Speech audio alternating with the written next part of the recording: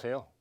네, 이번 시간에는 족태양 방광경의 경혈들 중에서 발목 이하에 있는 경혈들을 어떻게 취하라는지에 대해서 알아보도록 하겠습니다. 첫 번째로 족태양 방광경의 60번째 골륜혈입니다. 네, 골륜혈은 족태양 방광경의 경혈이면서 오행상 화에 해당하는 경혈이고요. 족태양 방광경이 수인데 이 골륜혈이 화의 성질을 가지고 있기 때문에 화하고 수 사이에는 어떤 관계가 있죠? 네, 상극 관계가 있죠. 네, 수가 화를 극하는 상극 관계입니다. 그래서 골륜혈을 많이 사용하는 증상 중에 방광경의 실증으로 나타나는 그런 요통을 비롯해서 방광경 유주선상에 나타나는 통증들, 실증성 통증들의 골륜혈을 아주 잘 사용합니다. 골륜혈의 위치는 이 발목 관절에 위치하고 있는데요. 네, 경맥 유지에서 보면은 영추 경맥편에서 비골의 뒤쪽으로 내려가다가 바깥쪽 복숭아뼈 뒤로 나온다, 이렇게 언급이 되어 있습니다. 이 바깥쪽 복숭아뼈 바로 뒤로 나올 때 그 혈에, 그 지점에 위치한 혈이 골륜혈이 되겠습니다. 네, 골륜혈은 발목 관절에 위치하고 있고요. 네, 바깥쪽 복숭아뼈에서 뒤쪽으로 가다 보면 발 뒤에 여기 우리가 아킬레스건이라고 부르는 종골건, 칼카니얼 텐던이 있는데요.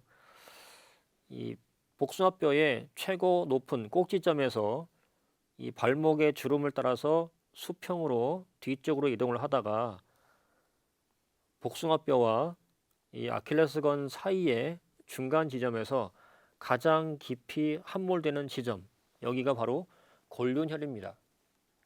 자, 그런데 골륜혈이 자침 방식이 여러 가지가 있는데요. 일반적인 자침 방식으로는 피부의 수직으로 직자를 하는데, 골륜혈에 피부의 수직으로 직자를 하게 되면은 침 방향이 어느 쪽을 향하게 되냐면 안쪽 복숭아뼈를 향하게 되어 있습니다. 네, 이것은 안쪽 복숭아뼈 바로 뒤에 있는 족소음신경의 퇴계혈도 마찬가지입니다.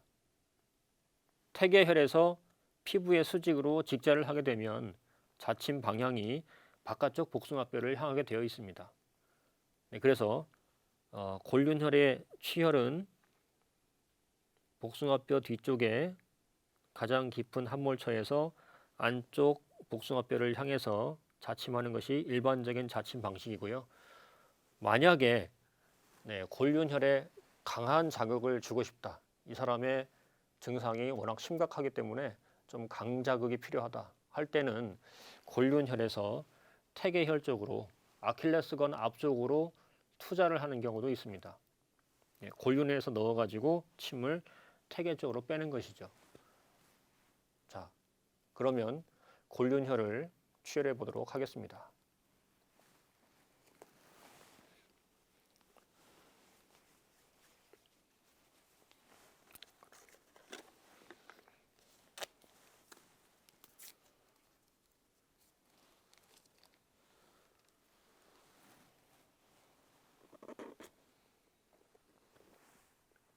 복숭아뼈 최고 높은 꼭지점과 수평선상에서 아킬레스건 사이에 가장 깊이 함몰되는 함몰 지점에 골륜을 취하게 됩니다.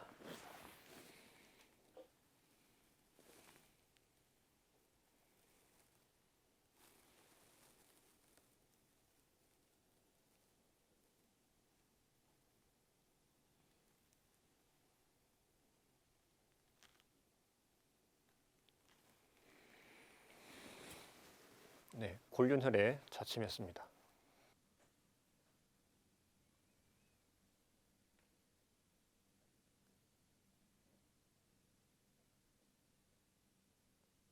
이번에는 족태양 방광경의 62번째 경혈인 신맥혈입니다. 네, 신맥은 안쪽 복숭아뼈 밑에 있는 조회혈과 내외로 상대가 되는 경혈인데요. 신맥은 팔맥 교회혈상에서 양교맥과 통하는 경혈입니다. 조해와 함께 이 수면 장애를 조절하는 대표적인 혈이죠. 그래서 신맥을 보하고 조해를 사하게 되면 양교맥을 보하고 음교맥을 사하는 것은 곧 활동성을 증가시킨다는 얘기인데요. 그것은 기면증 환자에게 너무나 잠을 너무 많이 자는 사람들, 혹시 여러분 주변에 그런 사람 있나요? 지금 잘 시간이 아닌데 왜 자꾸 요새도 잠을 자지? 밤에 잤잖아. 근데 낮에 왜 또 자? 이렇게 지나치게 잠을 많이 자는 사람들, 이런 사람들에게 잠을 그만 자게 하고 싶을 때 신맥을 보하고 조해를 사하게 됩니다. 반대로 신맥을 사하고 조해를 보하는 경우는 양교맥을 사하고 음교맥을 보하죠. 이제 활동 그만하고 좀 자라 이 말입니다. 양을 사하고 음을 보하는 것은 진정시키는 의미가 있습니다. 그래서 기면증이냐 불면증이냐에 따라서 양교맥을 보하거나 또는 음교맥을 보해서 이렇게 수면 장애를 조절하기 위해서 사용하는 대표적인 경혈인데요. 신맥혈은 바깥쪽 복숭아뼈 바로 아래쪽에 있습니다. 우리가 바깥쪽 복숭아뼈를 보면 이 비골 뒤에서부터 복숭아뼈 아래쪽으로 지나가는 이 단비골근이 있는데요. 그 근육의 힘줄이 복숭아뼈 바로 아래쪽을 지나갑니다. 그럴 때 이 힘줄의 바로 앞에다가 복숭아뼈 아래 함몰 지점에 신맥을 취혈을 하는데요. 복숭아뼈 바로 앞에다가 뼈와 뼈 사이의 관절에 취혈을 하는데 여기를 눌러보면 여기가 관절이구나, 발목 관절이구나 하는 것을 알 수 있습니다. 만약에 잘 모르겠다 그러면 발목을 움직여 보면서 환자의 발목을 움직여 보면서 이 신맥혈의 위치에 손가락으로 촉지를 하면 여기가 관절이구나 하는 것을 알 수가 있고요. 여기에 침을 넣으면 발목 관절 안으로 들어가겠구나 하는 것을 알 수가 있습니다.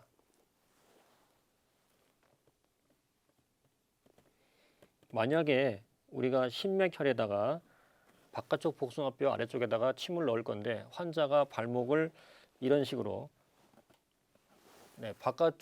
발의 바깥쪽이 좁혀지도록 자세를 취하면 우리가 자침하기가 곤란하겠죠. 그래서 신맥혈에 자침을 할 때는 이 뼈와 뼈 사이의 간격이 더 벌어지면 우리가 자침이 용이하기 때문에 환자들에게 발목의 위치를 안쪽으로 꺾어서 바깥쪽에 틈새가 벌어지도록 그렇게 한 상태에서 자침을 하는 것이 좋겠습니다. 그러면 신맥을 취혈해 보도록 하겠습니다.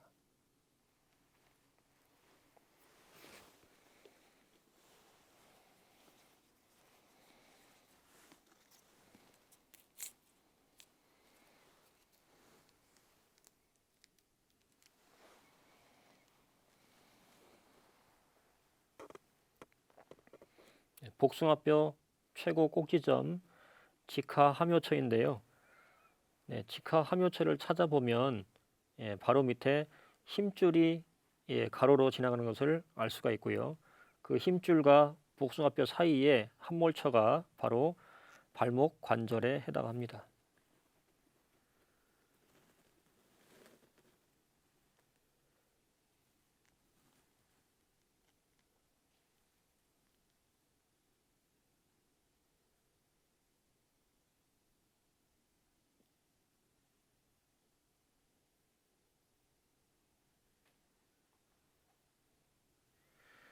이렇게 복숭아뼈 아래쪽에 뼈 사이의 틈에 자침을 해서 발목 관절 안으로 자입을 하게 됩니다.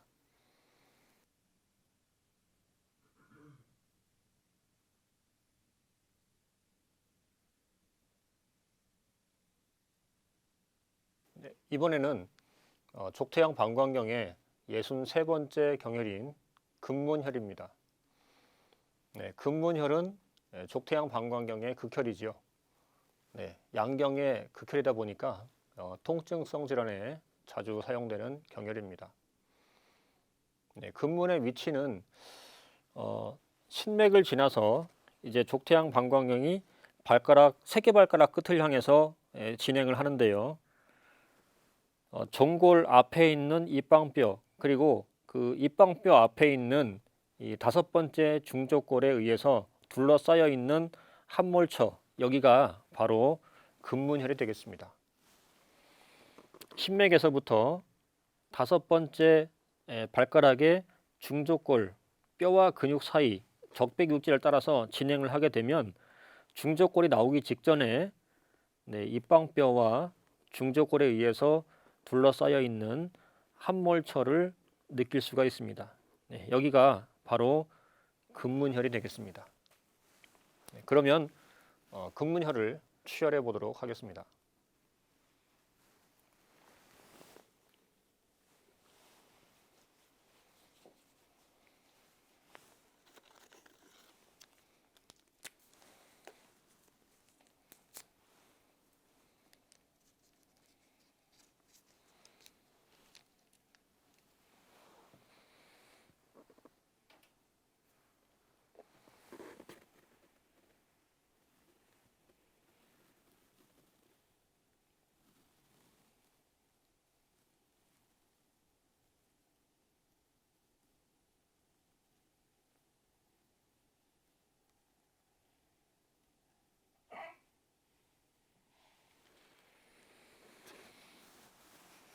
네, 금문혈에 자침했습니다.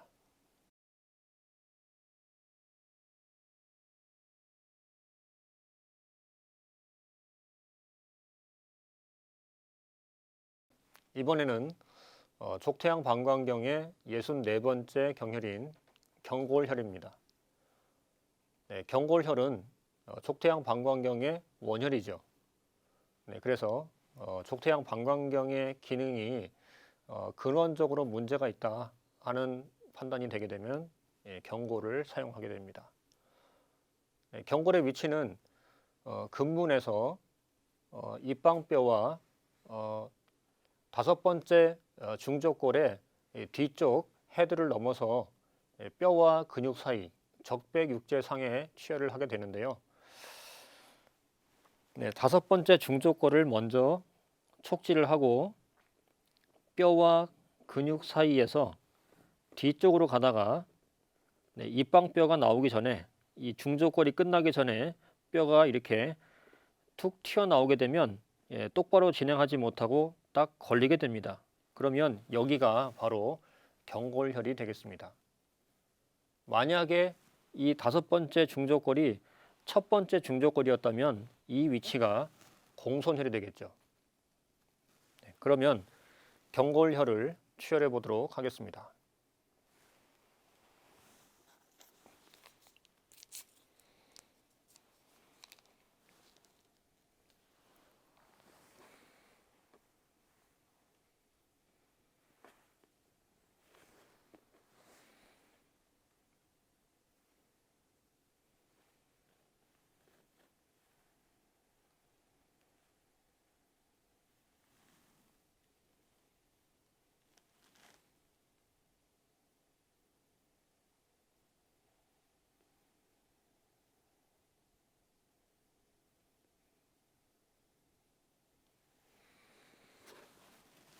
네, 경골혈에 자침했습니다.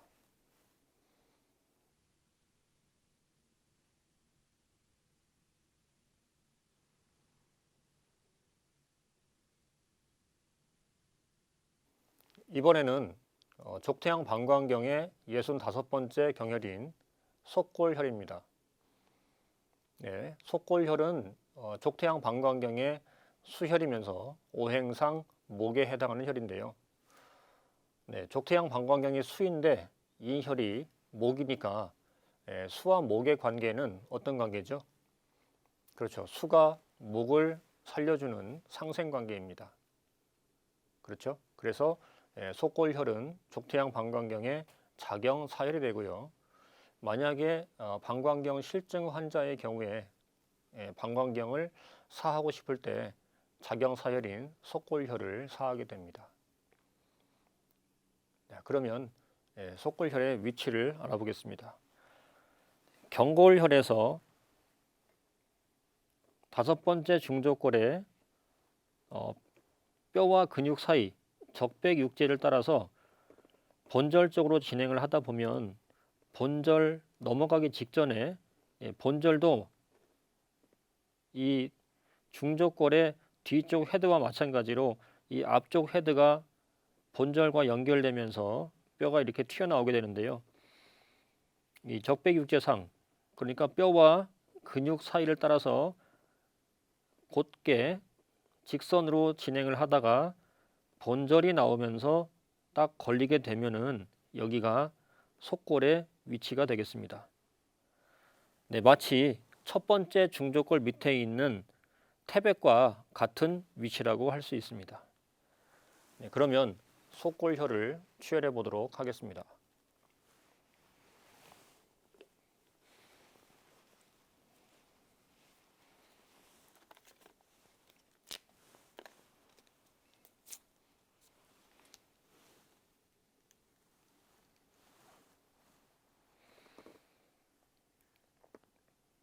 다섯 번째 중족골 밑에서 뼈와 근육 사이로 진행하다가 본절이 나오면서 걸리게 되면 여기가 속골의 위치가 되겠습니다.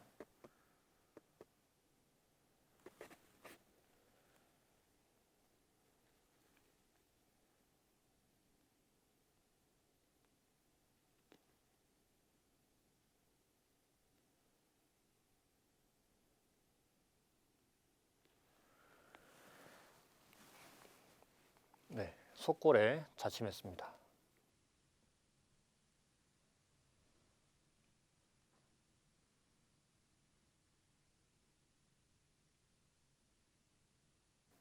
네, 이번에는 족태양 방광경의 66번째 경혈인 족통곡입니다. 네, 인체에 통곡이라는 이름을 가진 혈이 두 개가 있는데요. 한 개가 바로 이 발에 있는 족통곡이고요.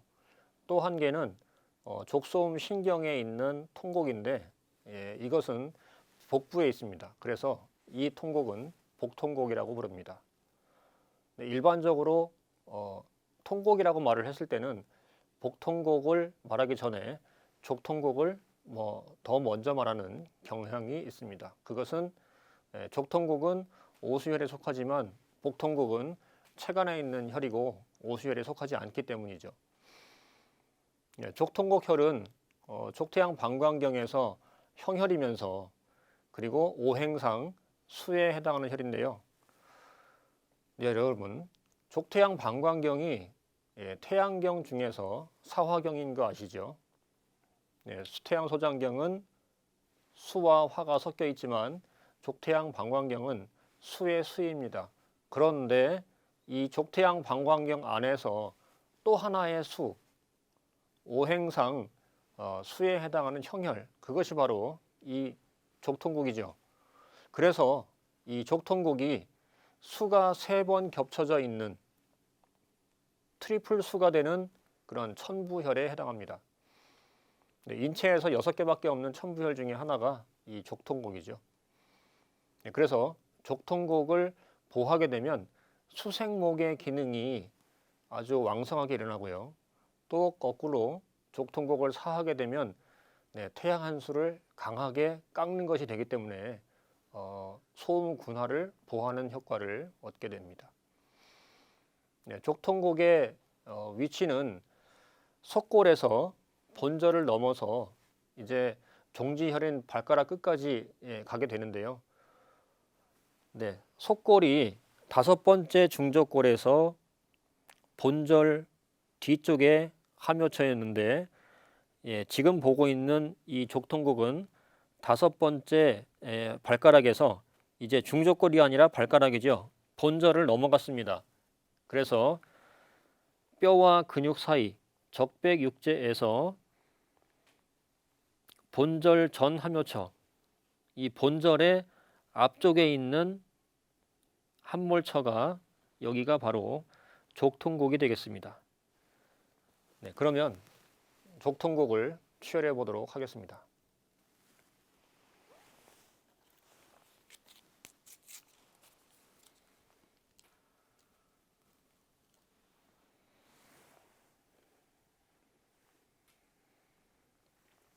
뼈와 근육 사이에서 본절 전 할묘처, 여기가 족통국입니다.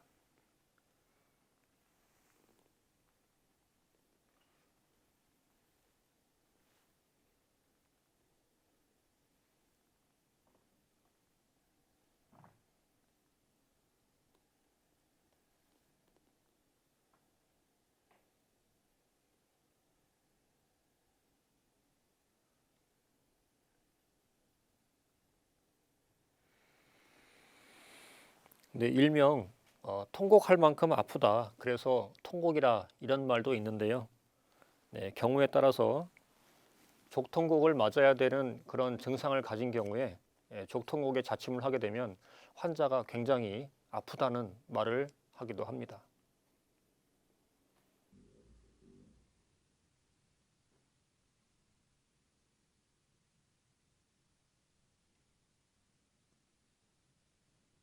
네, 이번에는 족태양 방광경의 67번째 경혈인 지음혈입니다. 네, 지음의 글자를 보시면 다다를 지자에 음자지요. 네, 여기서 음이라고 하는 것은 이제 양경이 끝나면서 음경에 다다랐다. 이제 다음번에 음경으로 넘어간다 이런 뜻인데요. 여기서 말하는 음경이 뭐겠습니까? 그렇죠. 방광경 다음에 나오는 족소음 신경을 의미하는 것이죠. 그래서 이제 양경이 끝났다. 다음 혈은 음경으로 넘어간다. 이런 뜻이기 때문에 지음 그러면 뭘 알 수 있겠습니까? 네, 여기가 족태양 방광경의 마지막 혈, 종지혈이구나 하는 것을 의미하게 됩니다.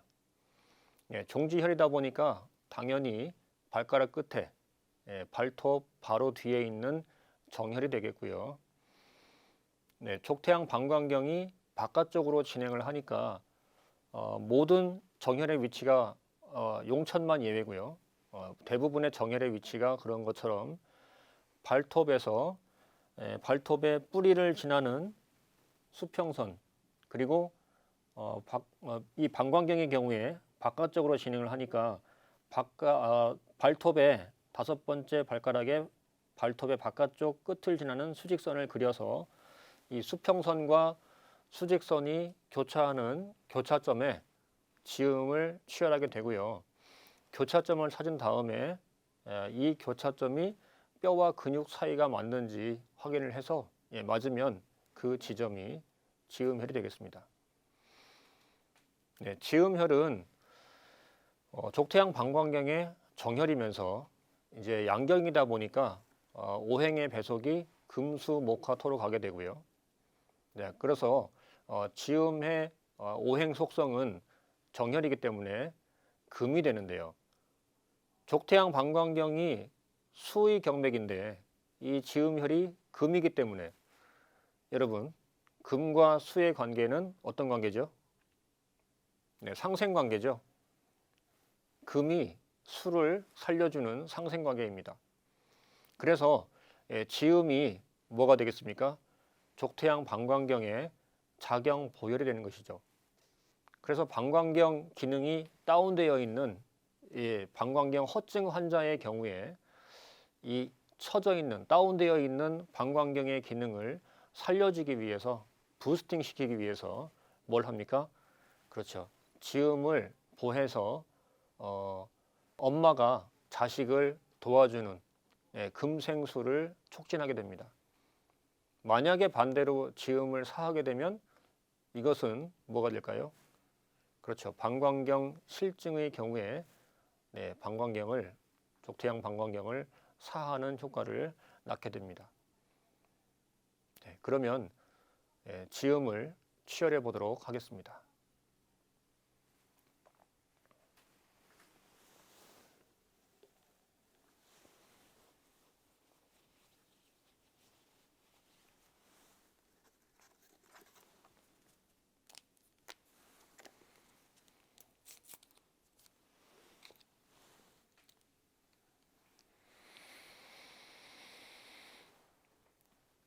네, 5번째 발가락에서 발톱의 뿌리를 지나는 수평선, 그 다음에 발톱의 바깥쪽 가장자리를 지나는 수직선을 그은 다음에 이 수평선과 수직선이 교차하는 교차점을 찾고요. 그 교차점이 촉지를 했을 때 여기가 뼈와 근육 사이구나 하는 것이 확인이 되면 거기가 지음이 되겠습니다. 네, 지음혈을 보하기 위해서는 경맥의 진행 방향, 발톱 쪽으로 사자를 해야 되겠고요. 만약에 지음을 사하려고 한다면 경맥 진행 방향의 역방향으로, 그러니까 발목 쪽으로 사자를 해야 되겠죠.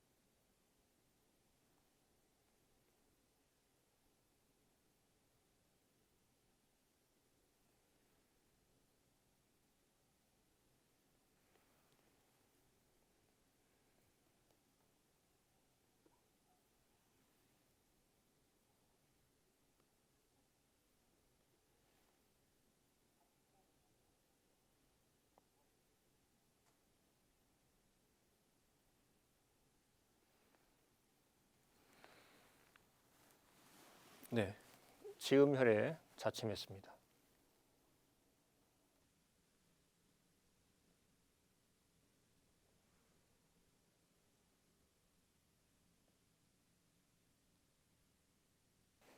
네, 지금까지 발목 이하 부위에 있는 족태양 방광경의 주요 경혈을 어떻게 취혈하는지에 대해서 알아봤습니다.